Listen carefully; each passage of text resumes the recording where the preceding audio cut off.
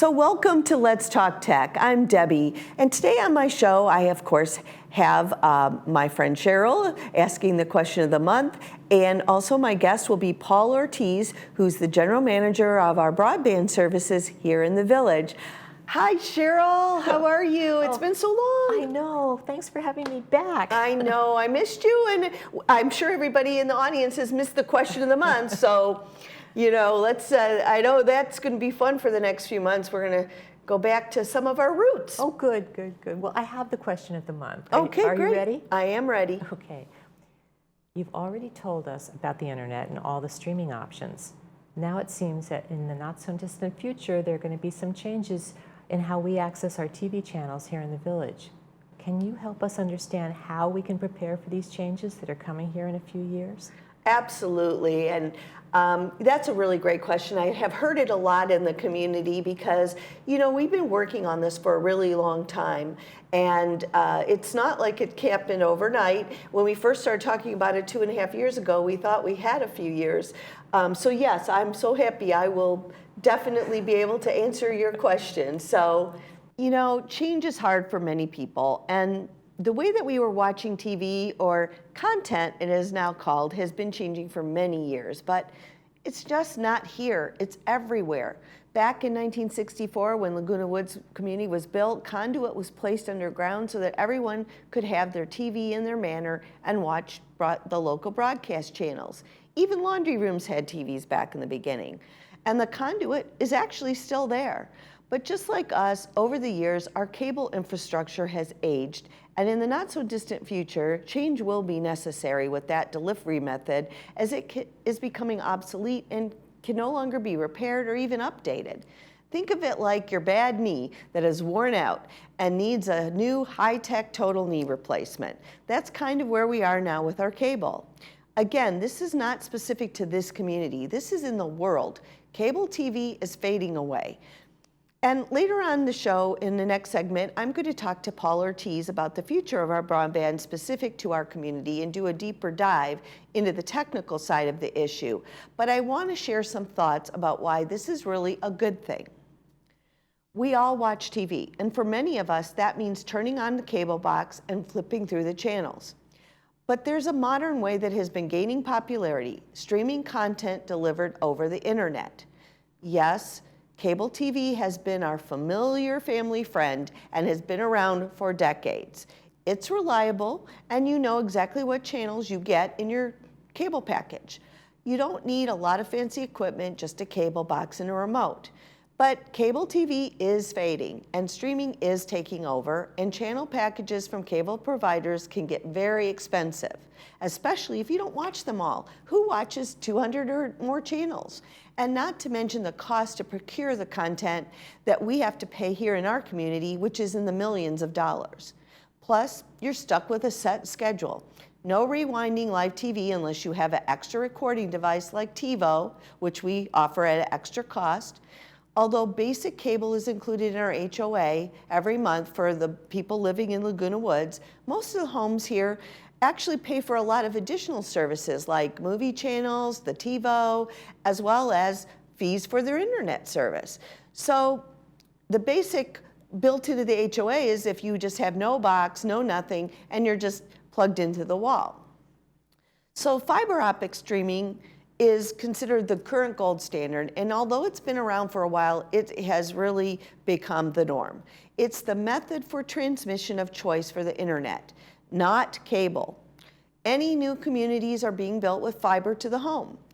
Fiber optic streaming delivers TV through thin fiber optic cables made of glass. It can carry infinitely more data than the older copper cable, and our top internet speed and the entry-level speed of fiber is like, we have up to 1 gig, they have 1 terabyte.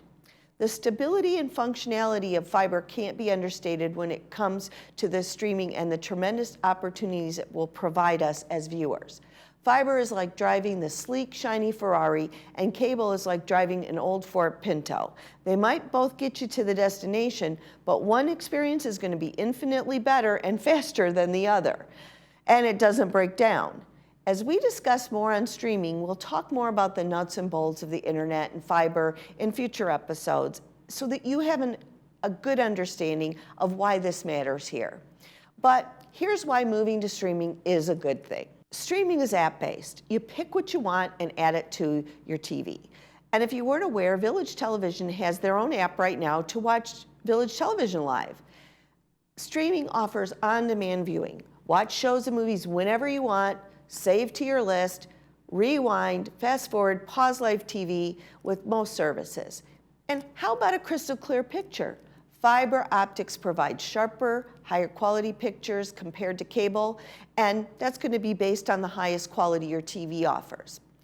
Let's talk about binge watching bliss. Remember those frustrating cliffhangers on cable? I'll date myself with Who Shot JR, and we had to wait all summer to find out. With streaming, you can watch entire seasons of your favorite shows back to back at your own pace. No more waiting a week to see what happens next. I can't tell you how many shows I've binge watched, and I actually get mad at Apple TV because they only put 2 episodes out at a time on many of their shows. Which brings me to goodbye scheduled viewing. Cable TV forces you to watch shows on their schedule. Streaming lets you watch what you want, when you want. Want to catch that documentary at 2 in the morning? No problem. Streaming offers a delight of niche shows. Love old westerns or foreign documentaries? Want to listen to foreign news channels? There's an app for that. Streaming services offer a wider variety of this type of content compared to traditional cable packages. You can find something for just about any interest. And if that isn't enough, here's an important one. The power of the pause. Need a bathroom break during that movie? Need some popcorn? Streaming lets you pause live TV with some services and rewind to catch anything you missed. No more scrambling to adjust the antenna or missing key moments. Although we have been used to paying lower costs for cable here for the most part, that's simply not sustainable. Programming costs have skyrocketed, and the past several years, every renewal has come with serious sticker shock. With streaming, you can choose individual channels or services that fit your budget and viewing habits. Ad-free options are available, but you'll pay less with a few minutes of ads, and we always watched ads in the old days. Certainly, on-demand streaming puts you in control of your TV experience. You can watch what you want, when you want, and probably you'll save a lot of money while doing it. You know, it's kind of funny. Sometimes people tell me they aren't streaming, but when I ask, do you watch Netflix? They say, yes. Well, then you're already streaming. There are a lot of people already moved in here and people moving in here that are streaming where they came from. The move to streaming as the way we watch our TVs is coming. So why does this matter? Streaming requires an internet connection and a smart TV or streaming device. And if someone doesn't have those, you could stream on a computer or mobile device to some extent. Accessing channels is different with streaming. And if you're comfortable navigating technology, it can be a breeze. But if you have preferred the simplicity of cable, it might take a little getting used to. I decided to go with YouTube Live last year, which is a streaming service offering live TV channels and a ton of content. But it only took a few days for my non-tech husband to get used to navigating, and he was a pro. We cut the cord, as they call it, and we've never been happier. We don't miss cable TV viewing at all, and certainly not the amount we are paying for that. So streaming also needs that good internet speed to avoid buffering or pauses, that spinning wheel. And that's why we were talking about the importance of fiber and how much speed do we really need. Currently, our speeds are sufficient, but when we move to all streaming, more speed and a bigger internet highway will be necessary. Don't worry, many resources are available to help you navigate the world of streaming. Your grandkids, local library, our PC club, or even the Florence Sylvester Senior Center down the street might offer some tech workshops. And we're going to be continuing to offer this on the show too. Although there's no pressure to switch today, there's plenty of support to explore this new option now, and my suggestion is that you start researching and learning more today about what you want to watch, make that list of 10 channels so that you're prepared when the change does finally happen. At the time in the future where this takes place, no one will be left out, and there will be every opportunity for us to make it as easy as possible with personal support and these classes. So please don't worry. Help will be available to you every step of the way. So I know that was a lot of information, and the good news is this is going to be on YouTube, so if you need to watch it again and listen again, and this won't be the last time we talk about all of this, so don't worry about that. But yeah, it's not as bad as it seems. It's actually a really good thing. Thank you. All right, well, I'll see you next month. Okay. All right. Well, welcome back. I'm so happy today I have with me Paul Ortiz, who is the General Manager of Broadband Services here in the Village. And we're going to carry on the conversation that we had with the question of the month, which is about the future of how we're going to view our television and other content going forward in the Village. So thanks, Paul, for joining me. Thank you so much for having me on Let's Talk Tech. I know. I always enjoy when you get to come on the show. Yeah. Yeah. We have a lot of things to talk about. I know we do. So, so one of the things that Cheryl had asked was about this, you went to the PC Club and you gave a presentation, and so there's talk about what's going to happen to how we view our televisions now versus the future. And we started this conversation over 2.5 years ago, and kind of part of why we had the show was to talk about streaming and how we're going to view TV and all those things. So I think a lot has changed since you started the show. Yes. And then, like you just said, when we first talked about this show, we were really talking about how can people watch Netflix and Amazon Prime. Basically, that was it about 2.5, 3 years ago. Right. Now we have Peacock, we have Paramount Plus, we have ESPN Plus, we have all of these different streaming services that are now available to residents. So that's where the industry has changed so much dramatically, quickly in the last 3 years, where we just went from, seeing some of our favorite shows on Netflix to now we're watching broadcast television and sports on apps.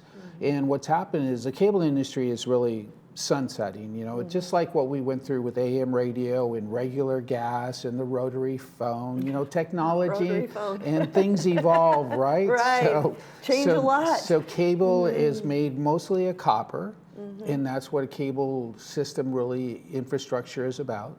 And you see all these new communities, and even throughout the state and rural America is going with fiber. So, a lot of that cable industry is going away. And the biggest thing is the programming costs for cable TV has gotten so expensive. Even next year, the Golden Rain Foundation and you and residents will be paying $5.5 million. That's crazy. I did say $5.5 million of just programming and transmission fees, and that is it. And people don't realize too that, like you just said, they are paying for all of that. So some of that is 100, 200 channels. We only watch 8 to 10 channels, and I don't even watch that many channels. But if you said, hey, my favorite show is NCIS or something like that, and that's a popular show. Right. But the other 150 or 180 channels, people really don't watch, but the entire community is paying for all of those channels. All the channels, and every time the community also doesn't realize that they have to be on a contract, and they're 3 years long, and you have to sign away your life to watch these shows. And it goes way back to when some of the channels that people liked went away, but it just wasn't sustainable. Right. You can't keep paying those prices. So I think one of the things that residents are probably feeling right now is, well, what is this really going to mean to me? Like, how is this what am I going to do? And, when I don't have what I have today. Right. And that's partially why I wanted to have you on the show, because I want to talk about, I'm trying to alleviate any fear that people have, because there's nothing to be fearful from. It is a change. Right. People are always apprehensive about change, and that's okay, but no one's going to leave them out in the cold while we do this change. So what should the average person be thinking about now? Like, what do I watch? Right. Yeah. Yeah, the biggest thing is, like, what do you watch? And a lot of people, we're out in people's homes every single day. We're experiencing, people are just watching streaming already, and that you and I have had this discussion many times, is that, do you stream? And the resident will say, no, I don't. I say, you watch Netflix? She goes, oh, I love Netflix, and I love Mrs. Maisel. That you are streaming. You are streaming. So, people just don't realize it. But, what's happening is that, the cable industry and programming is going away. So people are going to have to find whatever their favorite show is. You know, it might be on Paramount Plus. Right. You know, it might be on Disney's, you know, app or something of that nature. And you can get those if you get a deal through Costco or something like that, maybe even $4.99, $5.99 a month. It's a lot cheaper than buying the entire package and then, you know, not watching any of them. And I'd rather just buy $4.99 or even $9.99 and just watch the shows that I really enjoy via this app. Right, and that's the other thing. Most of the apps also, they give you an option of a lower cost if you watch a little bit of ads. People forget that we watched ads for many years. That was how TV came, because we had commercials. So if you were watching 2 or 3 minutes of ads and getting something for half the price, why wouldn't you do that? But I think another thing, to your point about the packaging and watching what you want, the thing with apps now is that you can watch foreign language channels, foreign news from your home state. Right. All those things are available via an app now. And really what it comes down to is internet. And so that's where the village is heading, because we have old technology that it's wonderful that we had it, but you were telling me about how this, when we changed from what we were doing in 1999, that it was, how much, what did you tell me? Tell me what that was. Even in 1999, and you have to think that even 3 to 4 years prior to that, we had committees and residents thinking of the residents that live here today. You know? So it's like, yes, it's going to be very expensive, and it was about $17 to $18 million in 1999, and that comes out to about 32, 33 million in today's dollars. So that was a very big commitment, and one of the biggest things was we trenched, or the broadband division trenched all the common areas in the streets, so everything was really disruptive. But you know, those people had the foresight to think, like, you know, we need to do something not only today for our get out to the old technology that they had, to build a new technology for the residents of the future. And that's where we are now, because it's been 25 years now that the cable has been in the ground. The end of life of all of this equipment ended like 15 years ago. And you've been nursing it along. Yes, unfortunately we have people in our broadband services department that have been here for a very long time that know how to operate and repair some of this equipment. But we've gotten to the point that it's just no longer even feasible. So the GRF and the Broadband Ad Hoc Committee has been discussing and researching, and you've been part of that for the last 2.5 years, about what other solutions do we have. And really, if you read any of the, it doesn't even have to be industry literature, but you know, just read the paper. And, you know, Dana Point, Laguna Lake Forest, Laguna Hills, they're all putting fiber in the ground. And so we're looking at is putting a new fiber network in the community, and then you would basically have internet service. You know, we talk. If you moved into a new home, you want electricity, of course. You want running water. So would you rather have internet or just watch television? I'd want the internet, and I think most people would actually now. I mean, we rely so heavily on the internet as in the world. So I think one of the things we mentioned about fiber, and I think that people, it's a trans, in a basic terms, can we talk about the difference between cable and fiber and why fiber is the choice now? Right. Well, cable now, our system is a gig. So, and that's, you're only as fast as your slowest component. So there would be some upgrades if you were to try and keep this going, and we've talked about it, it's a car. There's nothing. I mean, at what point do you want to completely redo the engine and put in a new transmission into your 1999 Toyota Corolla? So, you know, fiber is a technology that really in the last 6 months, scientists have said has no real end of life. The newest parts of fiber. So, you know, we have a technology that possibly could last 25 to 50 years or even longer. Who knows? People ask me that, and I said, well, if you tell me how long a Tesla battery will last in your car, I'll give you a guess on fiber. But we know it'll last a long time. But we know it's built to last for a very long time. And in any buildings or new constructions that are being built, they're all putting fiber, because the transmission speeds are also, you know, they have, I don't even know if they have a ceiling. Actually, TV Japan did a test and they got a terabit out of it. So terabit is is unbelievable. So business accounts now are probably getting 5 to 10 gigs, and you know, residential accounts we're looking at in this community would get at least, and we call it a gig, so then people get confused. So a gig is 1,000 megabits per second. Right. So if you get the 250 megabits per second with West Coast Internet, Right. think of it as 1,000.